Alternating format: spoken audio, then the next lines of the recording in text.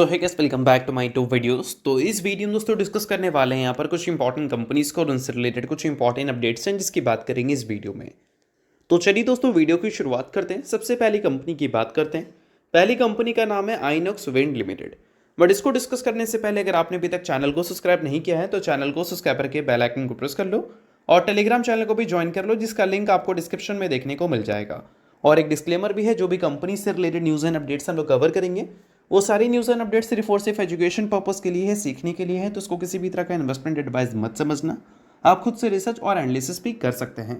तो चलिए वीडियो की शुरुआत करते हैं। सबसे पहले बात करते हैं आइनॉक्स विंड से रिलेटेड कुछ इंपॉर्टेंट न्यूज़ एंड अपडेट्स के बारे में। सो दोस्तों, अगर हम आइनॉक्स विंड की बात करें तो फिलहाल इस कंपनी से रिलेटेड एक काफ़ी बड़ी अपडेट हमें देखने को मिल रही है, जिस वजह से ये कंपनी आज के दिन आपको फोकस में भी देखने को मिल रही थी। अब एग्जैक्ट वो अपडेट है क्या भाई? तो वो अपडेट है कंपनी के अर्निंग्स।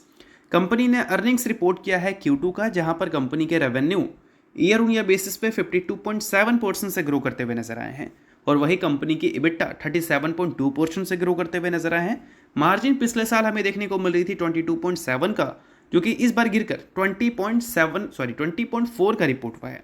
और वही अगर कंपनी के प्रॉफिट की बात करें तो 91.7 करोड़ का प्रॉफिट रिपोर्ट किया कंपनी ने, जो कि पिछले साल के मुकाबले कई टाइम्स आपको बढ़ता हुआ देखने को मिला है। तो नंबर तो देखो काफ़ी एक्सलेंट नज़र आ रहे हैं अगर हम ईयर ऑन ईयर बेसिस पे कंपैरिजन करें, भले मार्केट को वो नंबर पसंद नहीं आया है। अगर दोस्तों बात करें कंपनी के P&L के बारे में तो 2024 के फाइनेंशियल ईयर और 25 के फाइनेंशियल ईयर में कंपनी ने ग्रोथ काफ़ी इंप्रेसिव रिपोर्ट की है। पिछले 4 क्वार्टर की बात करें तो यहाँ पर ग्रोथ कंपनी के पहले के कंपैरिजन में थोड़े स्लो होते हुए दिख रहे हैं, जो कि साफ साफ आप नंबर से देख ही सकते हो। और अगर हम बात करें कंपनी के क्वार्टरली रिजल्ट के बारे में तो यहाँ पर कंपनी के रेवेन्यू ग्रोथ इस बार जो हमें रिपोर्ट होते हुए दिखे हैं वो पिछले क्वार्टर की ग्रोथ के कंपैरिजन में तो बेटर है, बट कंपनी का जो पास्ट ग्रोथ हमें देखने को मिलता था उसके कंपैरिजन ये नंबर काफ़ी वीक नज़र आ रही है।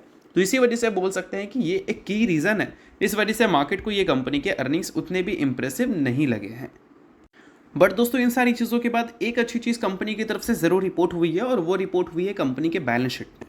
अगर कंपनी के लेटेस्ट फर्स्ट हाफ FY26 के बैलेंस शीट की बात करें तो वहाँ पर कंपनी के रिजर्व हमें बढ़ते हुए देखने को मिले हैं काफ़ी शार्पली। और वही अगर हम कंपनी के कर्जे की बात करें तो उसमें अच्छी खासी गिरावट हमें विटनेस करने को मिली है।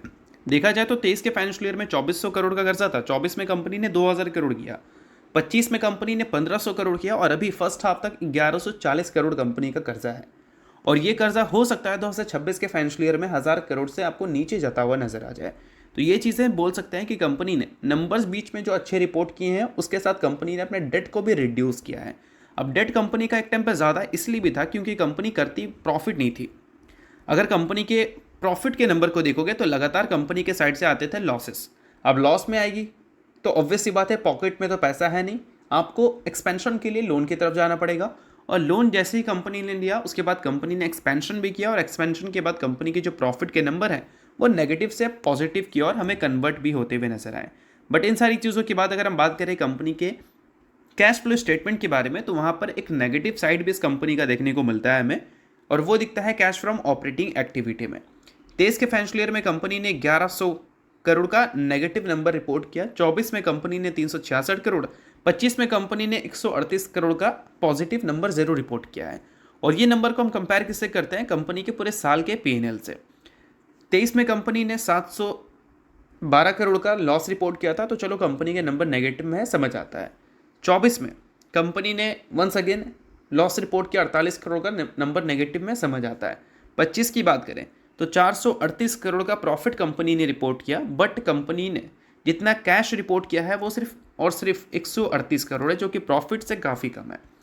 अब इसके पीछे का रीज़न क्या है भाई? कंपनी के रिसीबल्स जो बढ़े हैं शार्पली हमें 24 के मुकाबले 25 में, वो अगर कंपनी के पास आए तो ही कंपनी के बैलेंस शीट में और भी इंप्रूवमेंट देखने को मिलेगी। और वो अगर कंपनी के लगातार बढ़ते हुए दिखे तो कंपनी को हो सकता है कि आगे चलकर फिर से डेट की तरफ शिफ्ट होना पड़ जाए।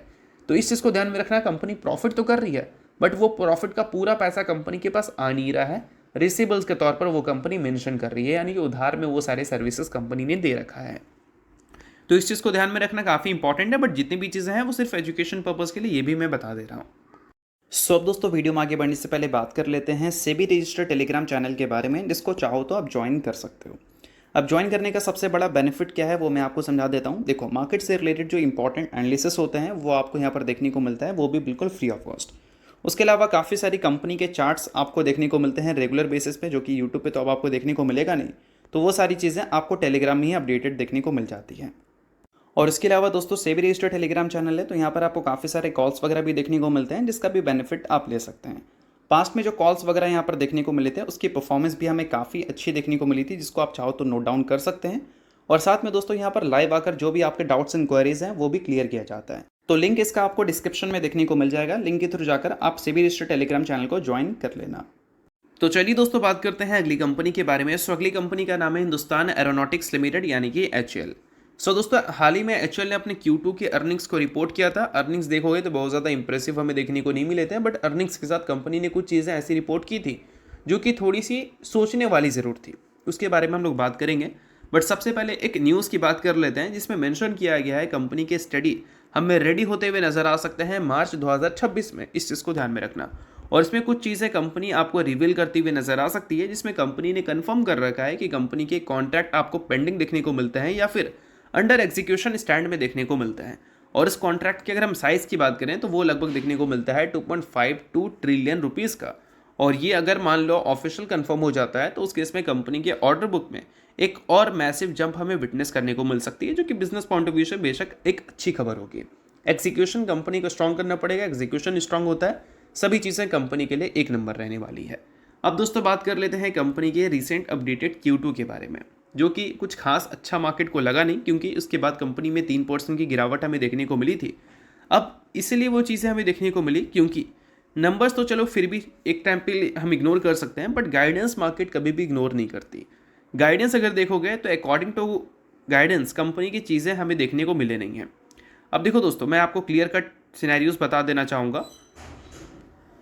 कंपनी ने बता रखा था कि पूरे साल में जो हम अपना EBITDA मार्जिन रिपोर्ट करेंगे वो 31% रिपोर्ट करेंगे, ठीक है। बट अभी फर्स्ट हाफ में जो कंपनी ने नंबर रिपोर्ट किया Q1 और Q2 में, वो अकॉर्डिंग टू गाइडेंस देखने को नहीं मिला है। 24.8% देखने को मिला है एवरेज। अब देखो ये कंपनी का जो बेस्ट नंबर होता है वो हमें Q4 में देखने को मिलता है। तो Q3 अगर कंपनी का डिसेंट आता है तो Q4 कंपनी को बहुत अच्छा रिपोर्ट करना पड़ेगा। और Q3 अगर कंपनी का अच्छा आता है, जो कि एक्सपेक्टेड है Q3 और Q4 ही अच्छा आता है, जिसमें ज़्यादा Q4 अच्छा होता है, तो उम्मीद हम कर सकते हैं कि कंपनी चीज़ें अकॉर्डिंग टू गाइडेंस हमें मीट करती हुई नज़र आ जाएगी। बट Q3 इसके लिए कंपनी को अच्छा रिपोर्ट करना पड़ेगा और इस चीज़ को ध्यान में रखना। Q3 बहुत ज़्यादा इंपॉर्टेंट है, अगर वो खराब आ गया तो फिर हो सकता है कि चीज़ें आपको अकॉर्डिंग टू गाइडेंस मीट करती हुई नज़र ना आए। अब बात करते हैं अगली कंपनी के बारे में, जिसका नाम है Titagarh rail system limited. But इसको डिस्कस करने से पहले अगर आपने अभी तक सेबी रजिस्टर्ड टेलीग्राम चैनल को ज्वाइन नहीं किया है तो उसको जाकर ज़रूर आप ज्वाइन कर लेना। उसका लिंक आपको डिस्क्रिप्शन में देखने को मिल जाएगा, बिल्कुल फ्री ऑफ कॉस्ट आप इस टेलीग्राम चैनल को ज्वाइन कर सकते हैं। अब दोस्तों बात करते हैं टीटागर के बारे में। तो हाल ही में टीटागर ने अपने अर्निंग्स को रिपोर्ट किया था।